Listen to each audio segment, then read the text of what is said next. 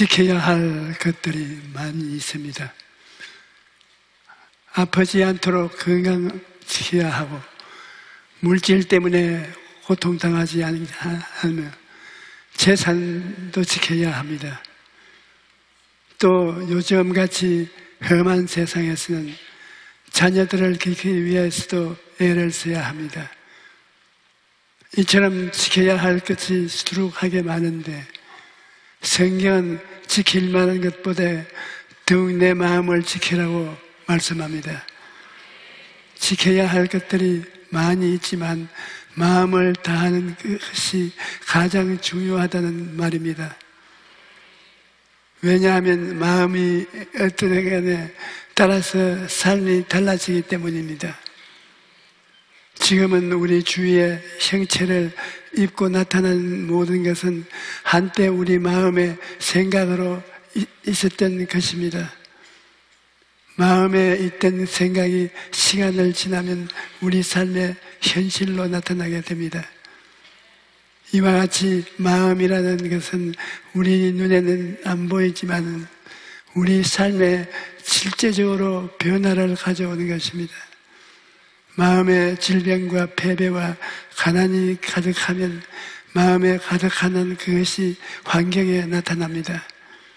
우리 마음의 건강과 승리와 부여가 나타나면 우리 삶의 환경에도 건강과 승리의 부여가 나타나는 것입니다. 이러므로 창조와 근원은 마음과 생각에 있습니다. 자기 마음을 잘 지키는 사람이 환경도 다스릴 수가 있습니다. 그런데 여러분, 마지막 다른 사람이 지켜주는 것이 아닙니다. 나라는 군인들이 지켜주고 민생은 치안이 경찰이 지켜줍니다. 하지만 마음은 내가 지켜야 하는 것입니다. 그래서 오늘 우리는 어떻게 하면 마음을 지킬 수 있는가를 알아볼 것입니다. 첫째로 우리는 누가 우리의 마음을 점령하고 있는가 알아야 합니다. 사람의 마음은 혼자 있어도 지어지지 않습니다.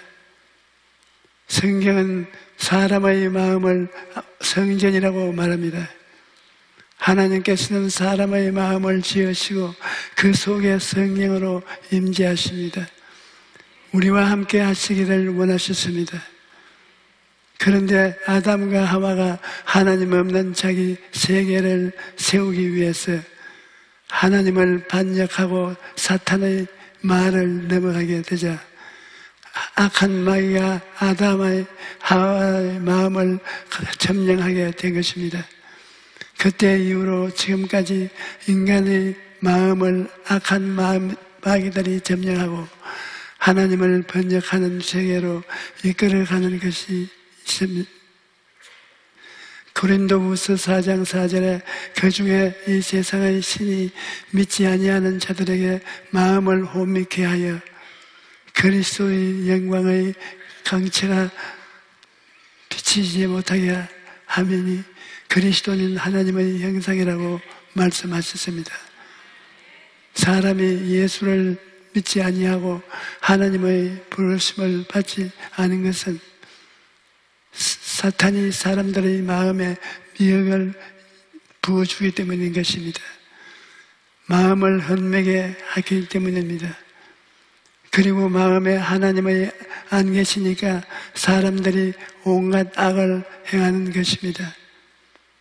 로마서 1장 28절에 또한 그들이 사람의 마음에 두기를 싫어하며 하나님께서 그들을 그 상실한 마음과 내버려 두사 허탄한 마음을 가지게 하였으니 곧 말씀입니다. 사람이 마음에 하나님 두기를 싫어하니 이 세상이 불의와 추악과 탐욕과 가득하게 한 것입니다. 세상은 날이 갈수록 악해지고 신종 범죄를 막기 위해서 새로운 법도를 계속 생겨나게 합니다. 하지만 법과 제도를 아무리 바꾸어도 사람의 마음이 바꾸어지지 아니하면 세상은 바꾸어지지 않습니다. 먼저 마음이 바꾸어야 가정도 바꾸고 사회도 바꾸고 세상도 바꾸어지는 것입니다. 그러면 이와 같이 사탄에게 점령당한 마음을 영영 회복할 수 없는 것일까요? 그렇지 않습니다. 그가 우리를 흑암의 권세에서 건져내서 그의 사랑의 아들 나라로 옮겼었으니 그 아들 가운데서 우리가 속량 곧 죄사함을 얻었다고 말씀합니다. 예수께서 십자가에 달려 죽으심으로 우리의 죄를 다 청소하시고 우리를 흑암의 권세에서 건져내신 것입니다. 그러므로 예수님을 믿고 구주로 영접하면 마음속에 있던 악한 영들이 쫓겨나갑니다. 마음속에 성령이 임하여 계시는 것이 때문에 것입니다. 제가 서대문에서 목회할 때 하루는 30대 여인이 신앙상담을 하러 왔는데 우리 교회 성도님이 아니었습니다. 남편이 세계적인 암 전문가였는데 술을 많이 먹다가 중풍에 걸려 있는 것입니다. 게다가 의처증이 생기서 날마다 칼을 들고 누구를 만나느냐고 괴롭혔습니다. 그래서 부인이 어떻게 살아야 할지 몰라서 상담을 하러 왔는 것입니다.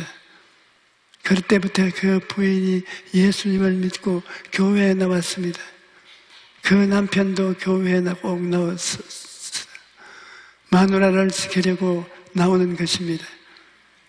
그래서 그 남편이 죽은 예수님이 살아났다, 처녀가 잉태되었다, 왜 그런 바보 같은 소리를 하느냐, 1년 동안 저희 설교를 비평합니다.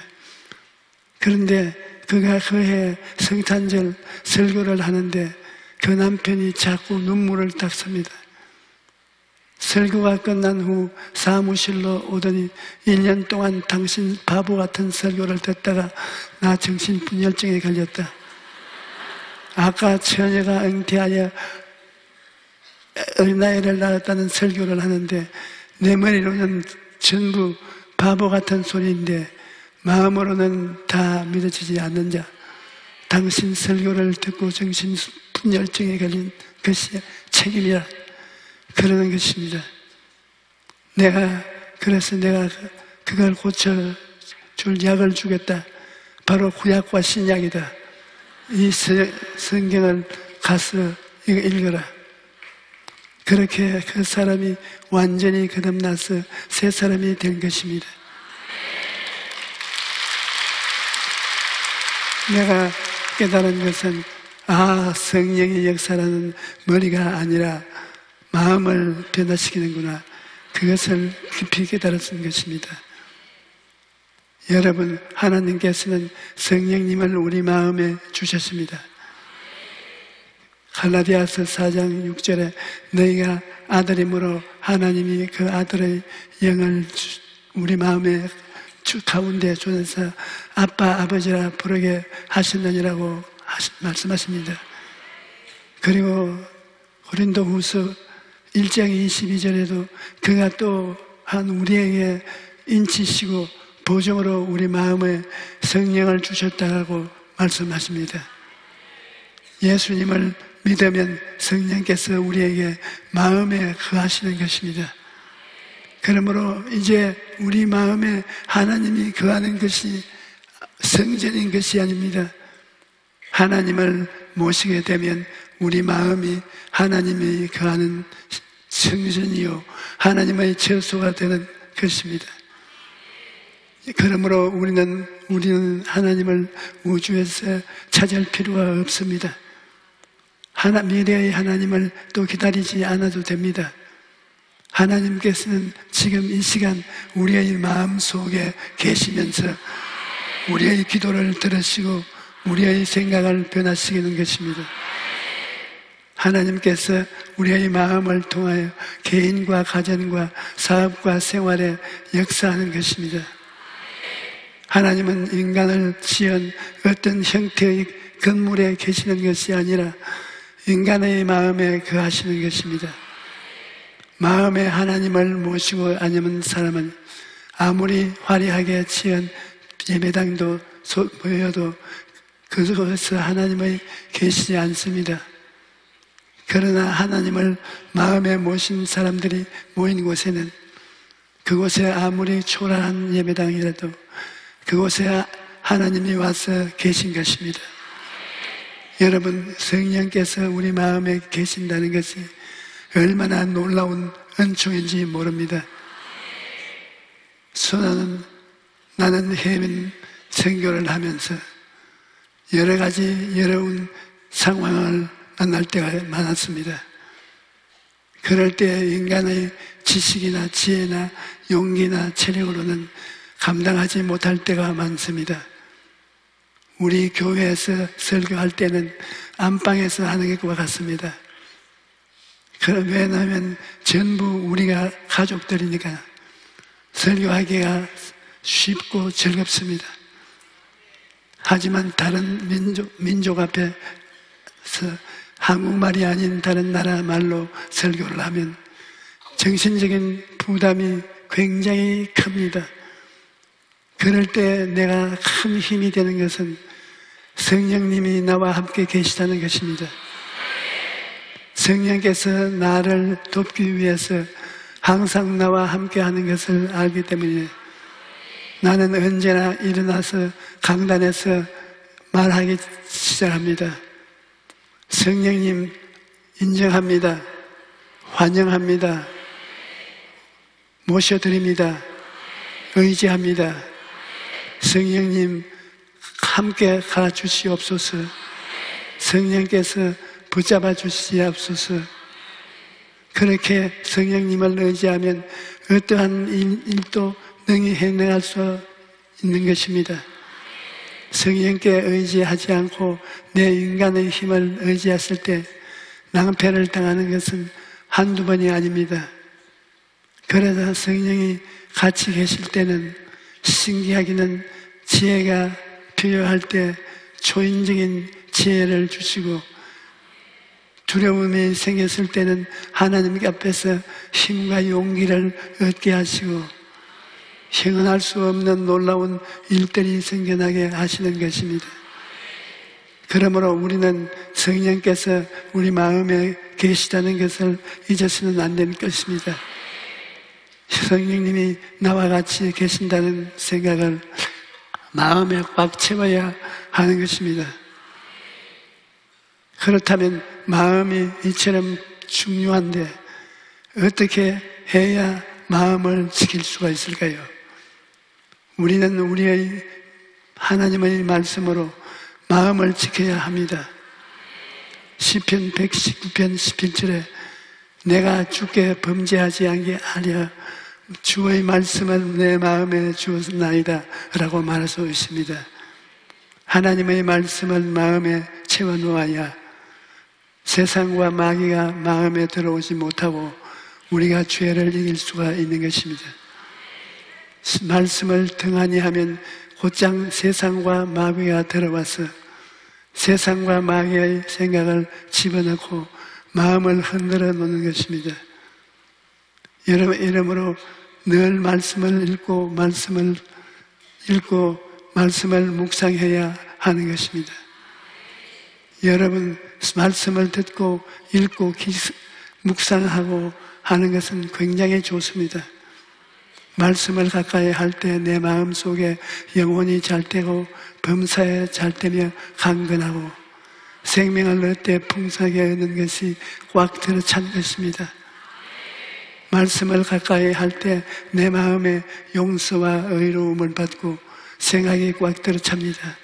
거룩과 성령 충만이 생각이 꽉 들어 차고 치료와 건강의 생각이 꽉 들어 차고 아브라함의 붓과 형통이 확 들어 찹니다. 부활과 영생이 천국의 생각에 들어 찰 것입니다. 또 마음을 꿈으로 지킬 수가 있는 것입니다. 아브라함이 60, 85세가 되었을 때 마음이 흔들리고 답답했습니다. 자기가 나이가 85세요, 아내가 75세인데 아직도 하나님이 약속하신 아들을 얻지 못하기 때문인 것입니다. 그런데 하루는 하나님께서 아브라함을 불러내듯 하늘에 있는 별들을 보여주시면서 내 자손이 저 별들보다 많다 것이라고 말씀하셨습니다. 거기에서 아브라함은 마음의 꿈을 얻었습니다.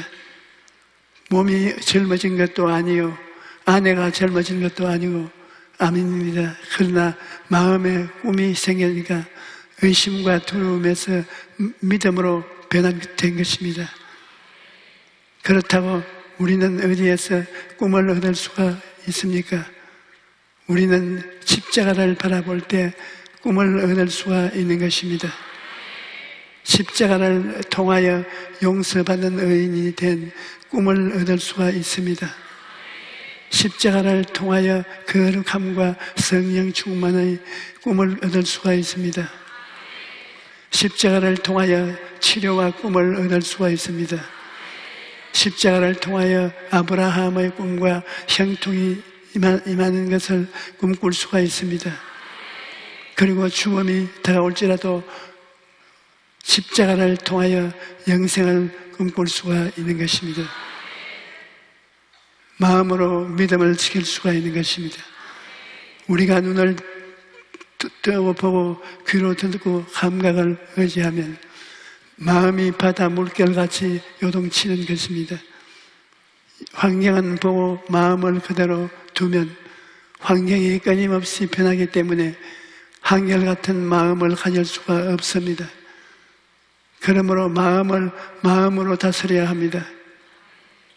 여러분, 12해를 혈투협을 아는 여인을 보십시오. 그가 하나님을 알지 못할 때는 마음을 다스릴 수가 없었습니다. 마음이 불안하고 초조하고 절망적이었습니다.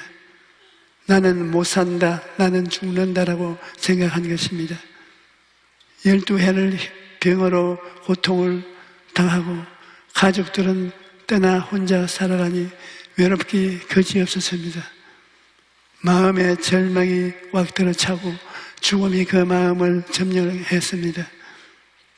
그런데 어느 날 예수님의 소문을 들었습니다. 예수님께서 죽은 자를 살리시고 나병 환자를 깨끗하게 하시고